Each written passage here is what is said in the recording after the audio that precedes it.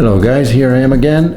Today I'm going to do a very quick trip to a town called Piedade. It goes through the same route as the other time, Raposo Tavares, a federal motorway. After that I'm going to get some small road to reach an abandoned place called Vila Elvio. It's a very unique historical place which was built in the 1950-1940s to be a commerce center for people who worked on a clothing Italian factory. But after the deactivation of the factory, the town lost its purpose and it's abandoned. But for a very good reason, the Piedade municipality decided to conserve the area. Although it's in a private property, tourists can go there. There is a very nice church, also some historical buildings. After that, I'm going to a lake and get some off-road track to reach a chapel. The track is very nice, and also you can enjoy the view, which is through the state park and some bit of Atlantic forest. I hope you enjoy and come with me.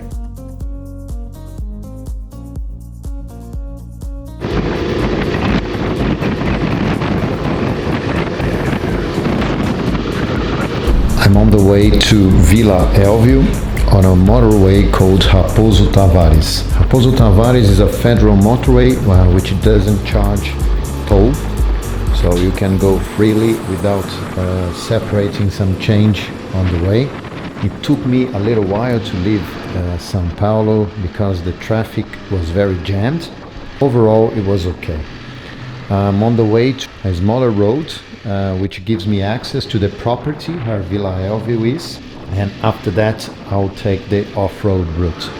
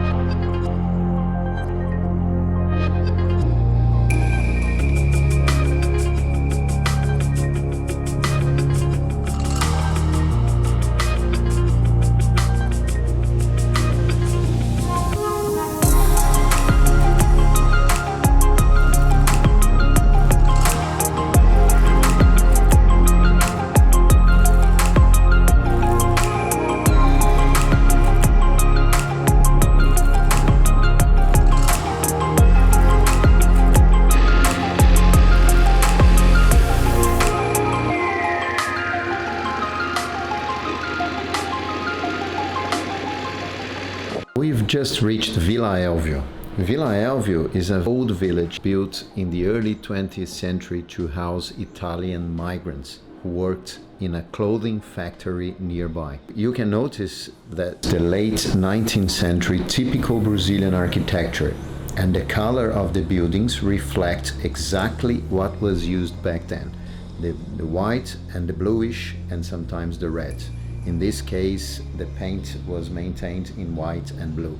Well, the village was built in a private property, which was owned by the same owner of the factory. You can find around the church, local businesses, and a small school, which was built for the children who came with the migrants. In the mid-20th century, the factory was deactivated and the village lost its purpose, as most Italian migrants moved to São Paulo city, which marked an exodus from small towns to big cities. Because of its uniqueness and because it represents some of the history of São Paulo Italian immigration, this area, Vila Elvio, was declared a conservation area and a tourist site. It's important to mention that part of the origin of Brazilians come from Italy, especially the southeast and south areas. São Paulo, for instance, received 70% of the total Italian migrants.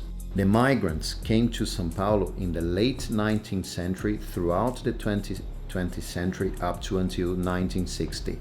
It was usually rural labor from all regions of Italy who came to work in the coffee industry and some factories in the beginning of industrialization. In 1916, for example, Italian migrants represented around 30% of the population of São Paulo. The origin of Brazilian people, especially in São Paulo, is from Italian roots, as well as Portuguese and other migrants who came throughout the 20th century.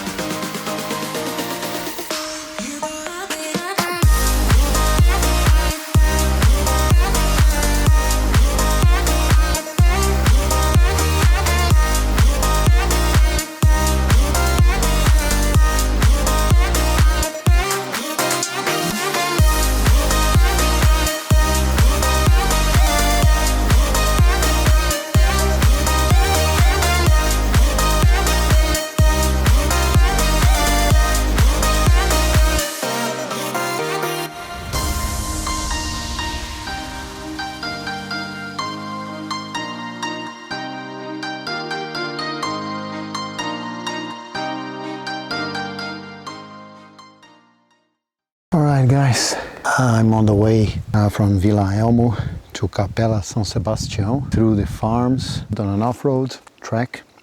I decided to stop a little while to have some food, and also I noticed that I don't have a lot of autonomy. I have only 93 kilometers to go until my tank gets completely empty. I'm gonna have to do a different way because we don't have petrol stations around here, and I'm going to Capela São Sebastião and then after that to Ibiúna straight down. Otherwise I might be in the risk of not having autonomy. I have still 1.5 hours on this off-road track until I get to Capela São Sebastião. After that another 40-50 minutes to get to Juquitiba. So here is quite silent. You can hear some animals, you know, very quiet place, very nice. The track is not very wide, so I'm right in the middle of the road almost. If a car comes through, I'm gonna have to move my bike probably. But no one will come around here at this time. Today is a Friday, yeah, and I am only about 2 hours away from São Paulo. This is a very nice thing to do, you know, you get your bike during the week. you know, to avoid weekend tourists. You come and you'll be on your own on these off-road tracks. The only problem is that São Paulo is a little bit busy, the traffic, but once you get out of São Paulo, you have a quiet and nice way to go through. It's nice to do that, not only in Brazil, but everywhere. Try to get one day during the week, look at the weather, you know, get your bike and enjoy.